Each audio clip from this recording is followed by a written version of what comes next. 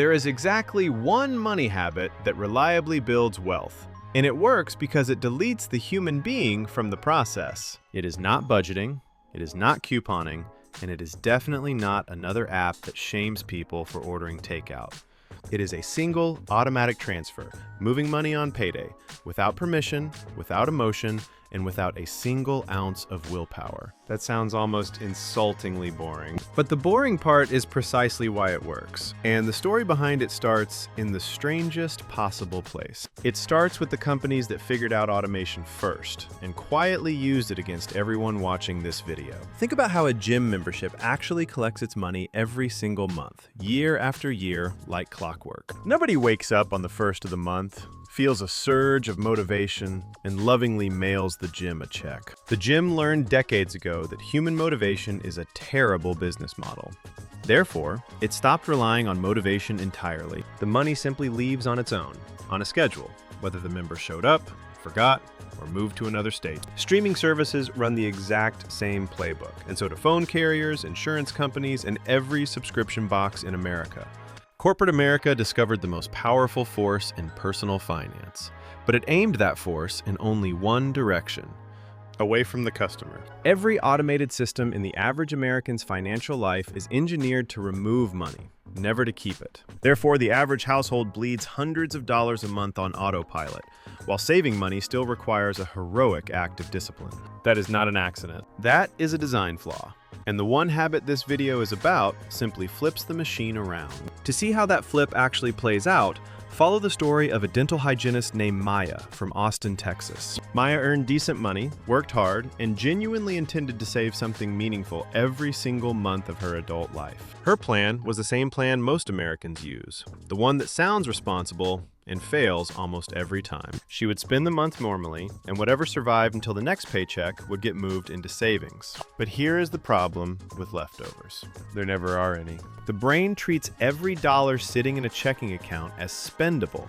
Therefore, the month always expands to consume it. A birthday dinner appeared, then a car registration, then a flash sale that genuinely did feel like a once-in-a-lifetime deal. By the 29th of every month, Maya's grand savings plan had been reduced to whatever coins were left, which was usually nothing. She assumed the problem was her discipline.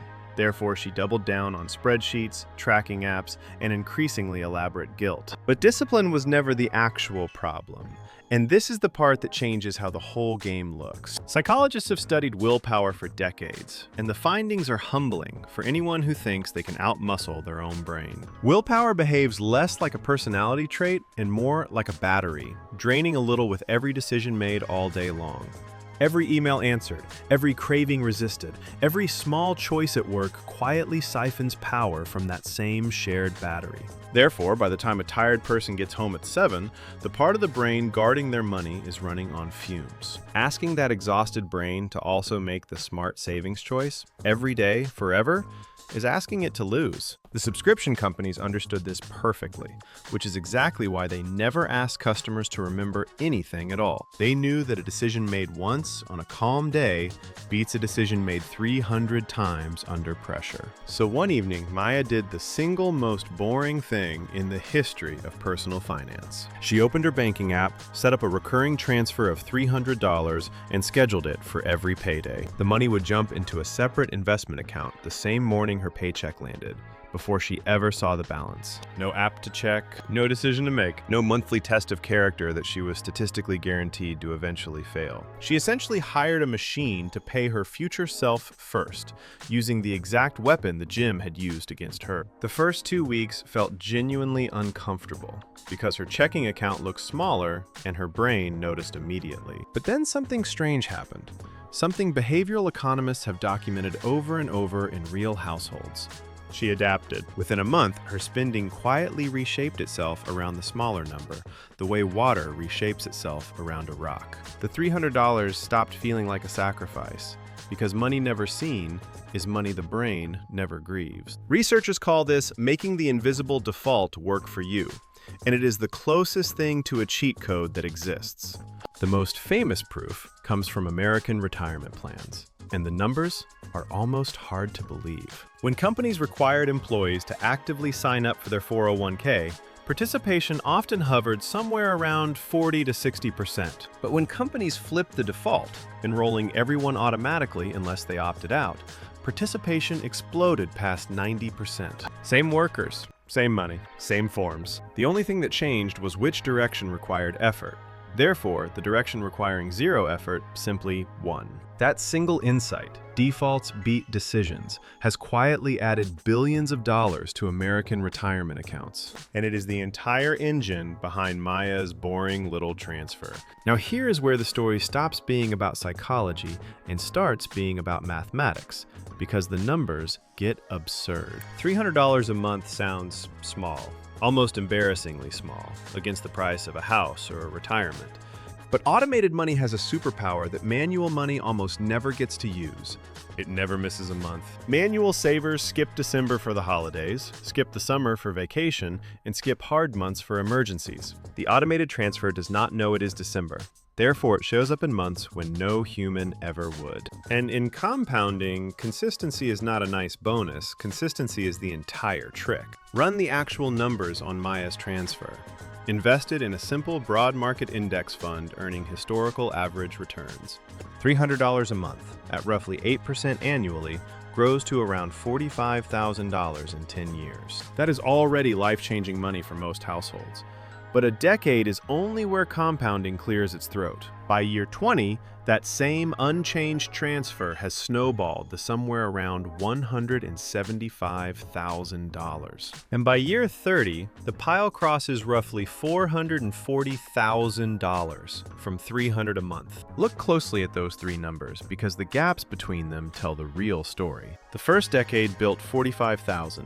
But the final decade alone built more than $250,000. Compounding is brutally backloaded. Therefore, the habit's greatest rewards land in the years most people never reach.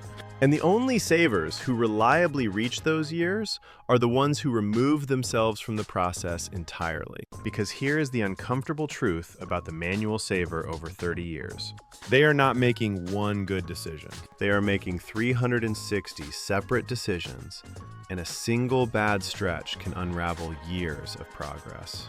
The automated saver made one decision on one Tuesday, and then let a dumb, tireless machine repeat it forever. There is a name for this idea, and it is older than any app on any phone in America. Pay yourself first. Bankers were preaching it a century ago, but for most of history, it demanded rare, monk-level self-control. Technology finally removed the self-control requirement. Therefore, the oldest advice in finance suddenly became available to ordinary people. But an important warning belongs here, because the habit has one weakness, and it is worth stating plainly. Automation only works when the transfer is sized honestly, against a budget that can actually absorb it. An overly ambitious transfer collides with rent, gets canceled in month 2, and quietly convinces the person that saving failed. Therefore, the smartest starting number is almost always smaller than pride wants. Even $50, even $25.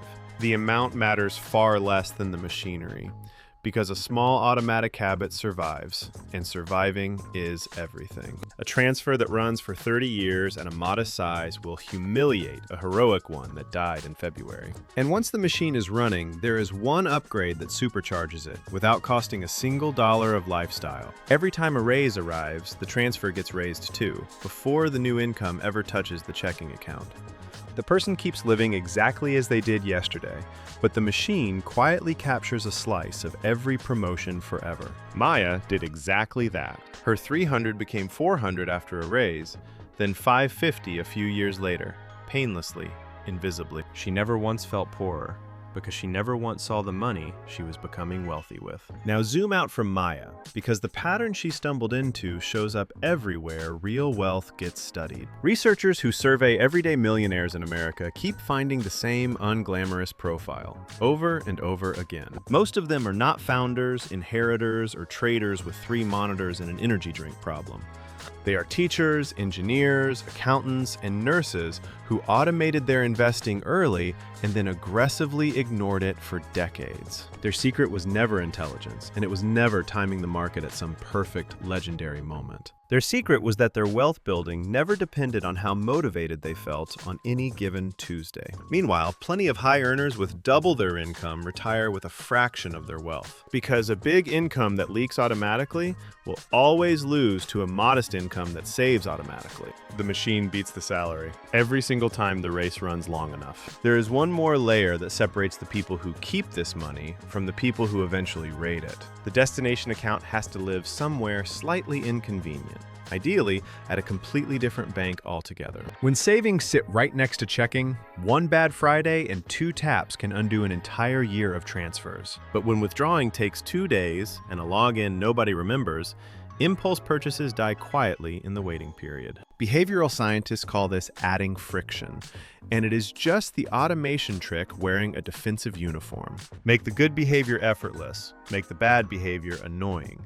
Therefore, the lazy path becomes the wealthy path. Maya kept her transfer pointed at a brokerage she never bookmarked, at a bank across town she never visited. Her money was never technically locked away, but it was always just inconvenient enough to survive her weakest moments. So here's the whole habit, stripped down to instructions simple enough to finish before this video ends. Open the banking app tonight while the motivation from this video is still warm and still real. Set a recurring transfer from checking into a separate high-yield savings or investment account scheduled for every payday. Pick a number small enough to survive a bad month, because survival matters infinitely more than size. Then do the hardest part of the entire strategy, which is absolutely nothing for years. No checking daily, no pausing for the holidays, no negotiating with the machine. The whole point is that future wealth stops depending on future moods, future stress, or future discipline. One decision, made once, on one ordinary evening,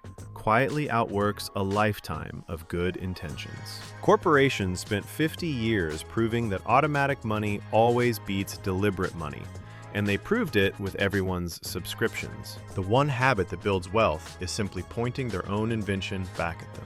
Because the machine never gets tired, never gets tempted, and never forgets. The only question left is which direction it is pumping.